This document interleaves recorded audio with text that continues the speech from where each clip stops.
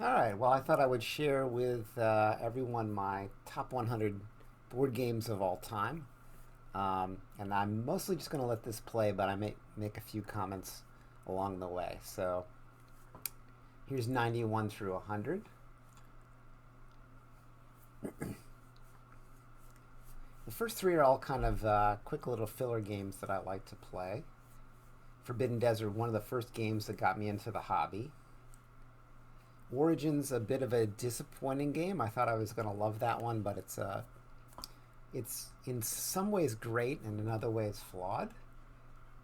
Um, Here's 81 through 90. Carcassonne, another early purchase.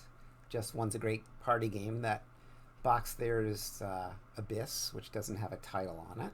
Pendulum, I just got and just started playing, and I don't know what direction that'll go, but so far it's been fun. Splendor's a great classic, and Fleet the Dice game, very nice roll and write. I think that's my highest roll and write. Spirit Island, I've only played a couple of times, and I don't even know if we ever finished the game.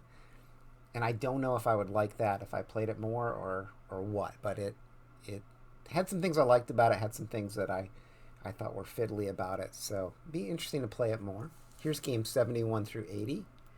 Dice Forge, I just played for the first time physical copy. I'd only played it online, and it definitely could go up because I enjoyed playing the physical version more than the online board game arena version.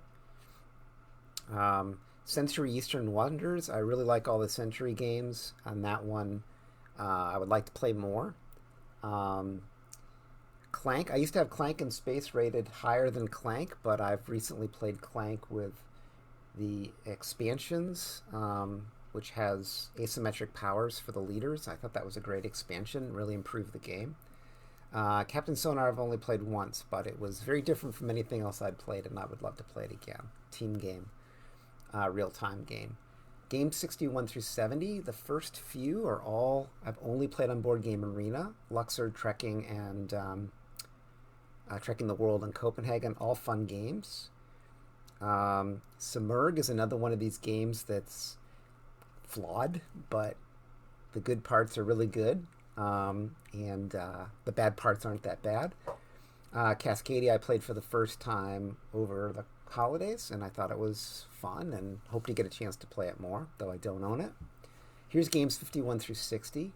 Arena for the Gods is a little bit like King of Tokyo. Really interesting dice activation system, in leading to things that you can do with arena combat, which was fun. Kraftwagen, I'd love to play more. I do own it.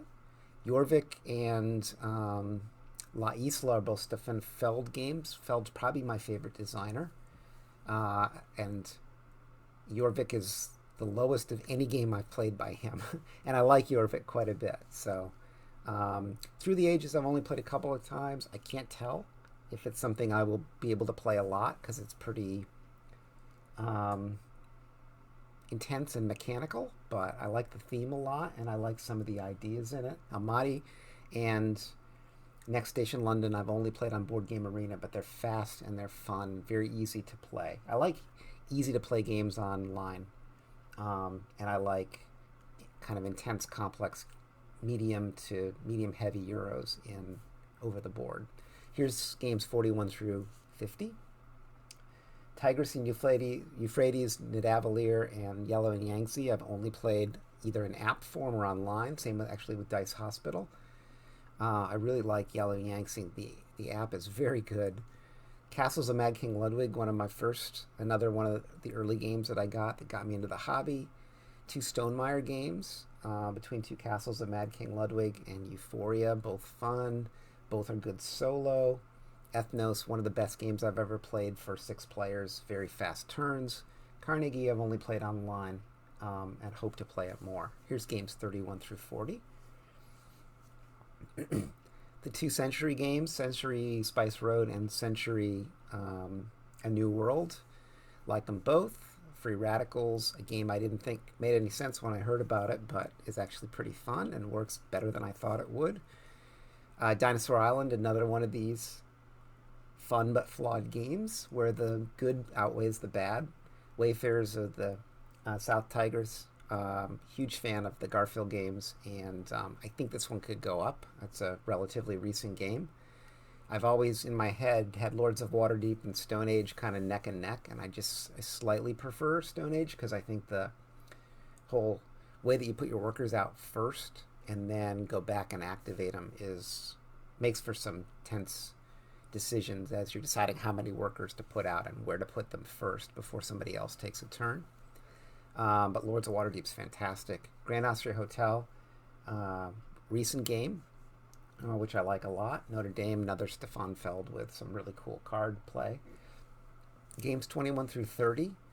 Another new game to me, Underwater Cities. One of a couple of Vladimir Suchy games that I have. Artemis Project is another game that's fun but flawed, but every time I've played this in a big group, it's been super fun.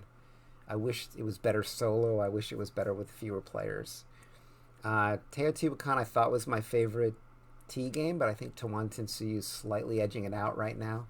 Nippon, I don't know if it belongs on the list. I've only played it a couple times, only on BGA. It's been like a year and a half since I played it, but I really thought it was cool. And I don't know if I would still think so, but for right now, it's one of my favorites. I've got Wingspan on here twice because Wingspan Asia introduced a two-player mode that's, I think, different enough from Wingspan that it deserves its own mention. And I like it a lot, and I like to solo that more than I like to solo Wingspan. But, of course, it's more fun to play with more people, so Wingspan slightly gets a nod. Praga Kaput Regni is the other Vladimir Suchy game that I own, which is medium to heavyweight Euro. Navigador, Matt Gerkst. I've only played 2 of his games, but I adore both of them. And then Viscounts of the West Kingdom, which is amazing, both multiplayer and solo. All right, games 11 through 20. Orleans, Istanbul, Bonfire, another Stefan Feld. Castles of Burgundy, Stefan Feld. Ark Nova. Space Station Phoenix, I've only played online. Tapestry. Newton, one of my most fun games to play solo. Voyages of Marco Polo, and then Marco Polo 2. So this is kind of an interesting grouping. Bonfire is a recent game for me. I really like it. It could definitely move up. It's fun to solo and play multiplayer. Castles of Burgundy I just played the other day. It was a super fun play. Threw in a couple of the expansions. I don't think that game's ever going to lose its appeal to me. Ark Nova could go in either direction, but so far I like it quite a bit. Tapestry is a great game. I've played it with both expansions. Looking forward to hopefully getting a chance to play the third expansion. And then there's 3 games from Simone Luciani, Newton, and the 2 Marco Polo games. Marco Polo 2 I've only played on BGA, so I don't know long term if I really like it better than the Voyages of Marco Polo, the original game, but they're all so good. Those 3 games are just really, I mean, this whole 11 through 20 is a great set of games, but yeah, I really like all these games. And now the top 10. So number 10 is Lost Ruins of Arnak, a game that I don't own, but I really like. I've played it a dozen times or so. Really fun game, and the expansion really elevates the game. So the Leaders expansion or Expeditions expansion, whatever it's called, really enjoy it. Game looks beautiful. I much prefer playing it in person to online because you really get a chance to think about your turns, and it's really fun to extract every ounce that you can out of a turn. There's so many ways to get resources. You just have to remember all the ways that you can do it.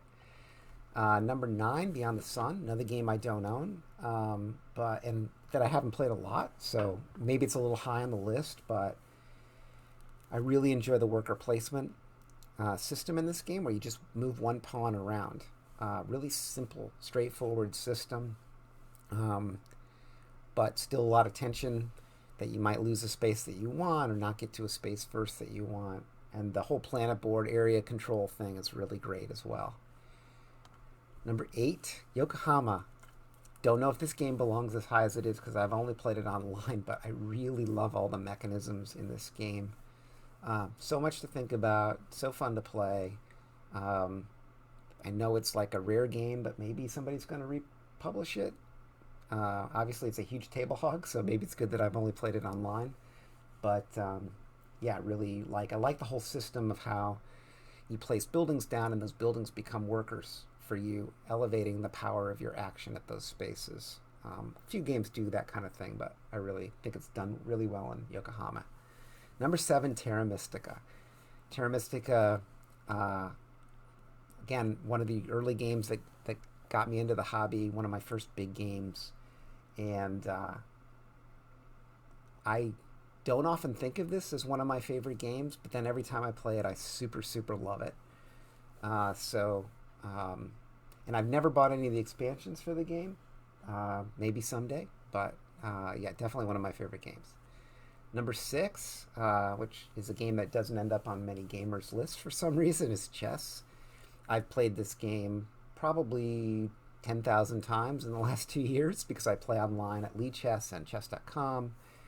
And I play some over the board too, but I do a lot of Blitz and Bullet on online. I watch a ton of chess-related YouTube content. Eric Rosen, John Bartholomew, Levi Rosman, um, Antonio Rakic, all these guys. Uh, it's just such. It's pretty much the perfect game, and I only wish that I was better at it.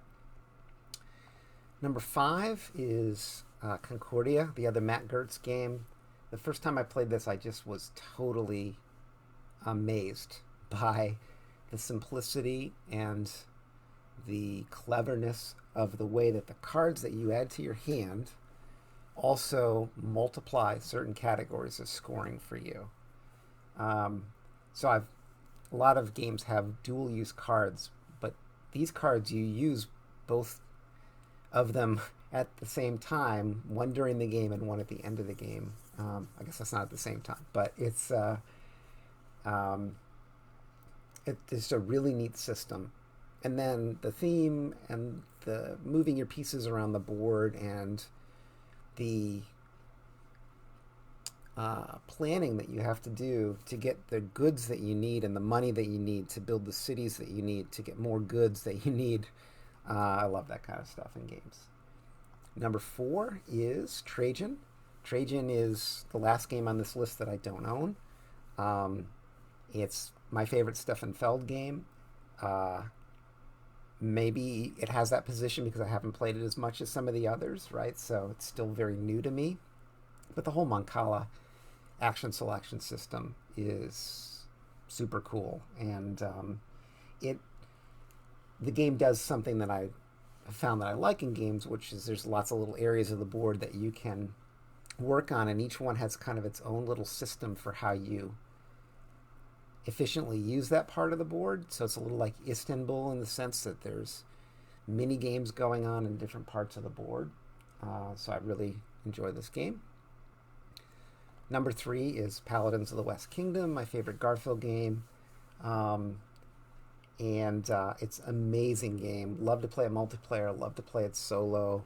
It's just really all the kinds of thinkiness, multiple paths to victory, tactical nature of having to react to the cards that you draw, competition for spaces, for bonus spaces on the board.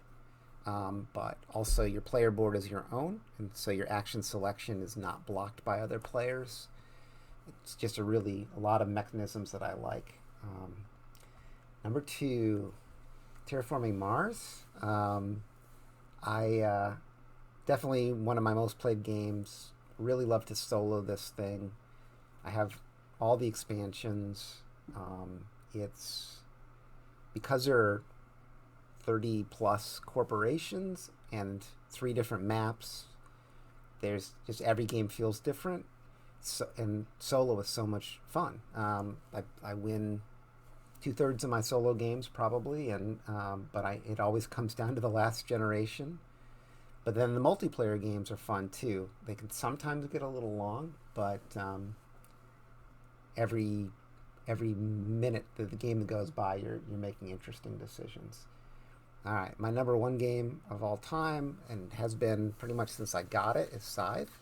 This is a picture of some of the pieces from Scythe that my daughter painted. I have all the expansions for this one as well, and it is the game that got me into the hobby really hard. I like everything about it. Action selection system's great. The multiple paths to victory, the forward planning that you need to make your actions as efficient as possible, and all the iterations of the game with the different expansions makes it endlessly fun, really smart, somewhat difficult to learn solo mode, but a really smart one that really feels like you're playing against an opponent that is fair but is going to challenge you every time. So that's my top 100 games of all time.